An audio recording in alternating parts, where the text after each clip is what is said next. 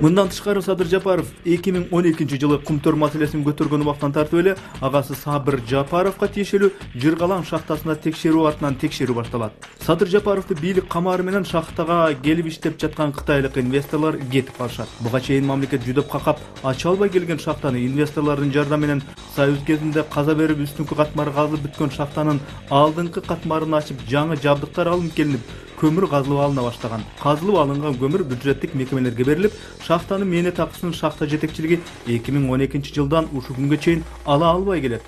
Садыр Жапаров басма сөзгө берген маектеринде шахтага байланышкан бийликтин кысымы тууралуу төмөнкүдөй оюн айткан. Кумтөр деген баленин былыгын чукуй коюп, кел соодалашалы дешкенде, мен агамдын жеке кызыкчылыгын мамлекеттин кызыкчылыгына алмашпайм деп койгон. Ошондон кийин өкмөт өзү шахтаны кам бугандай токтоткон. Шахтанын иштебей токтоп турушуна Садыр Жапаровдун эмес, бийликтин өзүнүн күнөөсү бар. Мунун баары өз уба келгенде дыккат текшерилет. Анткени бир Жапаровго эрегишип бүтүндөй Ысык Көл облусунун жападан жалгыз шахтасын токтотуп коюп жатышпайбы? Бул жеке эле шахтанын тургундарына гана эмес, соцфонд жана башка төлөмдөргө зыянын тийгизип жатпайбы?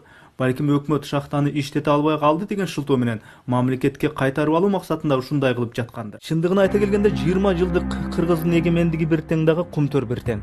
20 жыл ичиндеги эки инкылап бир тең дагы Кумтөр бир тең.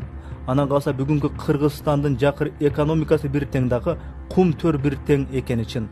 Өз маалында далайлар Кумтөрдүн быкыйын айтышкан. Далайлар бул ишкананын былык иштерин чукуп коомго жар салышкан, бирок алардын чындыктары негедир көмүлүп калды.